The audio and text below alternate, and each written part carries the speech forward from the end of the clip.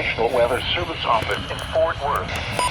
The preceding signal was a test of the public warning system for weather radio station West North G636. During potentially dangerous weather situations, specially built receivers can be automatically activated by the signal to warn of the impending hazard. Tests of the signal and receiver's performance are normally conducted by the National Weather Service each Wednesday between 10 a.m. and noon and between 6 and 8 p.m. If there is a threat of severe weather, the test will be postponed to the next available good weather day. Reception of this broadcast, and especially the warning alarm tone, will vary at any given location.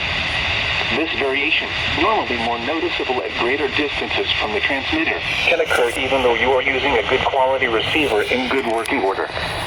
The warning alarm tone will be activated for hazardous watches and warnings for the following counties: Brown, Callahan, Comanche, Eastland, Shackelford, and Stevens. This concludes the test of weather radio station West North G636.